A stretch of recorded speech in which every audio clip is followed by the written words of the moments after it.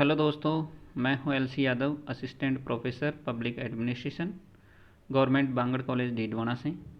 आज के इस वीडियो में हम बात करने वाले हैं कौटिल्य द्वारा प्रतिपादित केंद्रीय प्रशासनिक व्यवस्था की।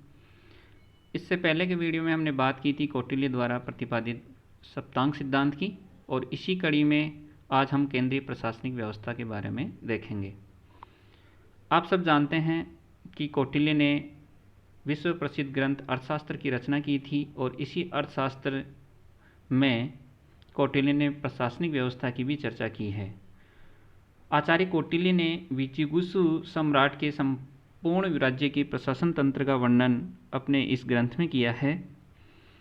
केंद्रीय प्रशासन में राजा, मंत्रिपरिषद, अमात्य, विभागाध्यक्ष, युक्त, उपर्युक्त, तत्पुरुष जैसे राज्य कर्मचारियों का उल्लेख इस अर्थशास्त्र में किया है।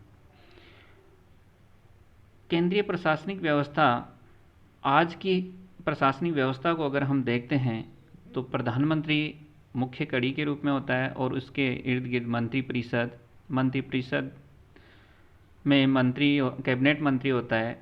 कैबिनेट के मंत्री की सहायता के लिए राज्य मंत्री, उपमंत्री होते हैं, और उनको प्रशासनिक सहायता देने के लिए सचिव, संयुक्त सचिव, उप सचिव और अन्य राज्य कर्मचारी होते हैं। ठीक उसी प्रकार कौटिल्य ने भी अपने प्रशासनिक व्यवस्था में राजा, मंत्रिपरिषद, अमात्य, अध्यक्ष और अन्य राज्य कर्मचारियों का एक पदसोपानी क्रम बताया है। पदसोपानी क्रम से आप जानते होंगे कि पदसोपान एक उच्चस्थ अधीनस्थ अधिकारियों की एक ऐसी व्यवस्था होती है जिसमें उच्चस्थ अधिकारी द्वारा आदेश दिया जाता है और उत्तर के रूप में अधीनस्थ अधिकारियों द्वारा प्रतिवेदन प्रस्तुत किया जाता है। तो कौटिल्य द्वारा प्रतिपादित प्रशासनिक व्यवस्था में सबसे उच्चस्थ अधिकारी राजा होता था, उसके अधीनस्थ मंत्रिपरिषद, उसके अधीनस्थ अमात्य, अमात्यों के अधीनस्थ अध्यक्ष हुआ करते थे, और अध्यक्षों की सहायता के लिए अन्य राज्य कर्मचारी होते थे। तो चलिए दोस्तों, सबसे पहले हम बात करते हैं राजा की। राजा के क्या कर्तव्य होते थे, क्या उसकी योग्यता होनी चाहिए। तो सबसे पहले बात करते हैं राजा की योग्यता की। कौटिल्य ने बताया कि राजा उसी जनपद का मूल निवासी हो, वो ऊंचे कुल का होना चाहिए, दैवीय, बुद्धियुक्त, धार्मिक वर्जनों की बात सुनने वाला, चरित्र और उद्यमशील हो, परस्पर विरोधी बात न करता हो, सामंतों के प्रभाव रखने वाला, बुद्धि, बल, प्रतिभा और स्मरण शक्ति में विशिष्ट हो। आप जानते होंगे कि एक साम्राज्य में कई जागीरों में विभक्त हुआ करता था, और जागीरों के प्रमुख को सामंत कहा जाता था, और सामंतों पर राजा का प्रभाव होना अति आवश्यक था ताकि किसी प्रकार का विद्रोह उत्पन्न ना हो।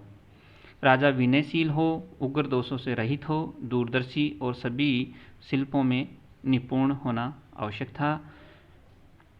लेकिन ये सभी गुण एक जन्म प्रदत्त नहीं होते थे, तो विद्या विनीत प्रवृत्ति के द्वारा इन गुणों को उत्पन्न किया जा सकता था।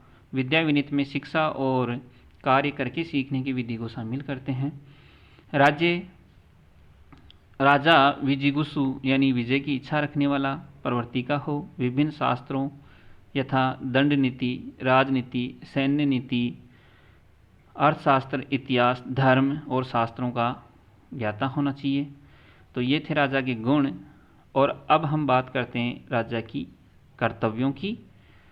राजा योगक्षेम की स्थापना करने वाला हो। योगक्षेम से अभिप्राय है कि जो नहीं है उसको प्राप्त करना, और जो है उसकी रक्षा करना। प्रजा की रक्षा करना राजा का मुख्य कर्तव्य होता था। राज्य की सुरक्षा और विस्तार करना, धर्म की स्थापना और रक्षण करना, जन कल्याण के लिए कार्य करते रहना, और राज्य में शांति व्यवस्था बनाए रखना राजा के मुख्य कर्तव्य थे। न्याय और दंड व्यवस्था की स्थापना करना, कर संग्रह, अन्य कार्य राजा के हुआ करते थे। राजा के कर्तव्यों की अगर हम आज के प्रशासनिक व्यवस्था की तुलना करें तो ठीक उसी प्रकार आज की प्रशासनिक व्यवस्था के भी यही सारे कर्तव्य होते हैं। इसके बाद में हम राजा के नीचे की व्यवस्था मंत्रिपरिषद की बात करते हैं। आचार्य कौटिल्य के अनुसार राजा को अपने संपूर्ण राज्य के सुदृढ़ प्रशासनिक की व्यवस्था के लिए एक मंत्रिपरिषद की व्यवस्था करनी चाहिए।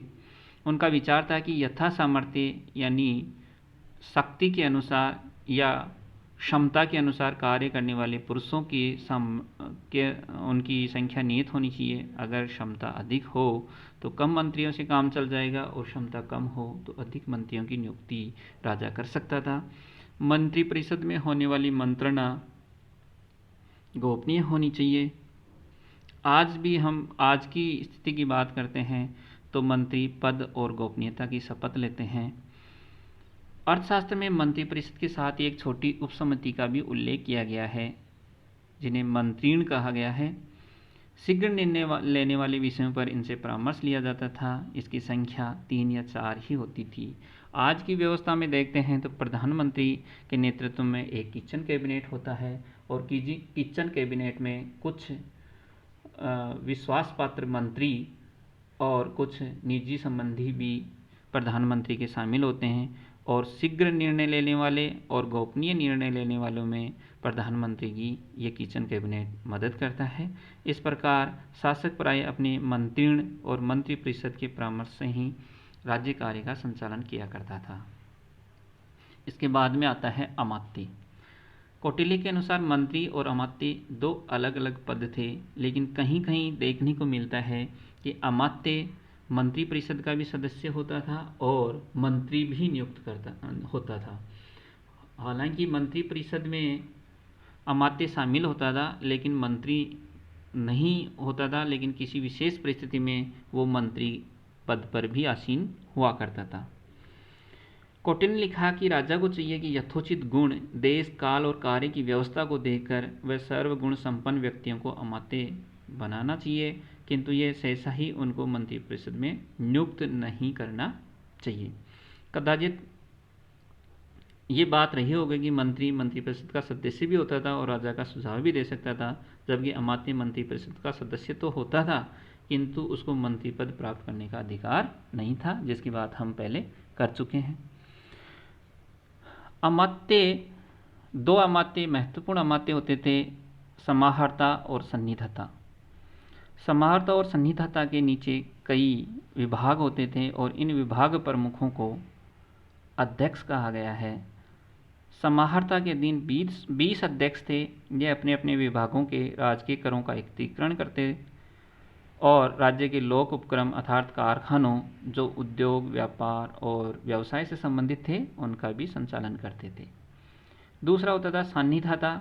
इसके अधीन 6 विभाग होते थे: कोषगृह, पण्यगृह, कोष्ठागार, कुष्यगृह, आयुधागार, बंधनागार। कोषगृह बहुमूल्य वस्तुओं के संग्रह से संबंधित होता था। पण्यगृह राजकीय कार्यों में तैयार माल का संग्रह से संबंधित। कोष्ठागार आवश्यक सामग्री के संग्रह से संबंधित। कुष्यगृह वन संपदा के संग्रह से संबंधित। आयुधागार अस्त्र शस्त्र के संग्रह से संबंधित और बंधनागार जेल से संबंधित विभाग हुआ करते थे और इनके प्रमुखों को कोषागाराध्यक्ष, पण्यगृहाध्यक्ष, कोष्ठागार अध्यक्ष, कुष्यगृह अध्यक्ष, आयुधागार अध्यक्ष और बंधनागार अध्यक्ष के नाम से जाना जाता था। तो ये थी प्रशासनिक व्यवस्था। इसके नीचे भी विभागाध्यक्षों के नीचे उनकी सहायता के लिए भी बहुत सारे कर्मचारी, राज्य कर्मचारी हुआ करते थे। उनको अलग अलग सामंतीय व्यवस्था के अनुसार युक्त, उपयुक्त, तत्पुरुष आदि अलग अलग नामों से जाना जाता है। तो ये थी कौटिल्य द्वारा प्रतिपादित केंद्रीय प्रशासनिक व्यवस्था, जिसकी आज की प्रशासनिक व्यवस्था से अगर तुलना करें तो संपूर्ण प्रशासनिक व्यवस्था इसके इर्द गिर्द ही घूमती है। तो चलिए दोस्तों, अब हम आज के महत्वपूर्ण प्रश्नों पर चर्चा कर लेते हैं और महत्वपूर्ण प्रश्न नोट कीजिए। पहला प्रश्न होगा, मंत्रिण से आप क्या समझते हैं और वर्तमान किचन कैबिनेट से इसकी तुलना आप कैसे करेंगे। दूसरा सवाल है, कौटिल्य के अनुसार राजा की गुण और कर्तव्यों का वर्णन कीजिए। नेक्स्ट क्वेश्चन है, कौटिल्य द्वारा प्रतिपादित केंद्रीय प्रशासनिक व्यवस्था का वर्णन कीजिए। धन्यवाद।